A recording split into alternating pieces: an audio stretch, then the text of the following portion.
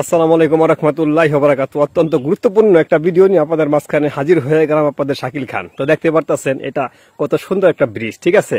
এখানটা সুন্দর রাস্তা, তো ব্রিজ সুন্দর, রাস্তাও সুন্দর, কিন্তু যদি একটা জিনিস আপনাদেরকে দেখাই, দেখেন এই যে ব্রিজটা যে মানে ঢিপ দিছে, মানে গেটিস, এই যে দেখেন বাঁশ দিয়া, ঠিক আছে। ইতিহাসে এরকম বাঁশের এরকম পিলার আছে কিনা আমার জানা নাই, ঠিক আছে। এদিকটা কিন্তু ব্রিজ কিন্তু দেখেন পুরো অলরেডি কিন্তু ভাঙা পড়তেছে, যে কোনো মুহূর্তে কিন্তু ব্রিজ কিন্তু ধসা পড়তে পারে, ঠিক আছে। তো এই ভাঙা যাওয়ার থেকে আটকানোর জন্য এখানে বাঁশ ব্যবহার করা হয়েছে। দেখেন কি সুন্দর কইরা বাঁশ দিয়া রাখছে, ঠিক আছে। বিষয়টা খুব দেখতে কিরকম লাগতেছে বা এটা আপনারা একটু জানাবেন, ঠিক আছে। দেখেন কি সুন্দর একটা ব্রিজ, ঠিক আছে, কিন্তু যে কোনো মুহূর্তে কিন্তু এটা কিন্তু ভাঙা পড়তে পারে।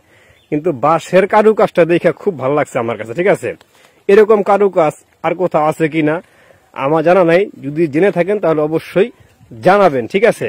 কি সুন্দর একটা পরিবেশ না, দেখেন কি সুন্দর করে বাঁশ দিয়ে রাখছে। এখন আমার মনে হয় রড সিমেন্টের থেকে এই বাঁশের যে গেটিসটা আছে এটা মনে হয় বেশি টেকসই হবে, ঠিক আছে।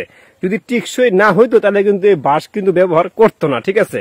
দেখেন কি সুন্দর, যে কোনো মুহূর্তে এখানে ধইসা পড়তে পারে, ঠিক আছে। এ হইল বাংলাদেশের কাজের উন্নয়নের পরিবেশ, ঠিক আছে। যদি এই সাইডটা দেখাই, এই সাইডটা মাশাআল্লাহ মাশাআল্লাহ, এই সাইডেও কিন্তু একই অবস্থা, সেই বাঁশ ব্যবহার করা হয়েছে, ঠিক আছে। যে কোনো মুহূর্তে কিন্তু দেখেন ব্রিজটা যে অবস্থা, ধসা কিন্তু পড়তে পারে, বলা যায় না, যে কোনো মুহূর্তে, ঠিক আছে। কারণ দুই সাইড কিন্তু ডেবে গেছে, মাঝখানেও কিন্তু ব্রিজ অলরেডি কিন্তু ডেবে গেছে, ঠিক আছে। ডাবার তো কথাই, এই ডাবার হাত থেকে রক্ষা করার জন্যই তারা দুই সাইডে বাঁশ ব্যবহার করছে, ঠিক আছে। তো এই বাঁশের পদ্ধতিটা কতটুক যুক্তিসম্মত এটা আপনারা অবশ্যই জানাবেন, ঠিক আছে।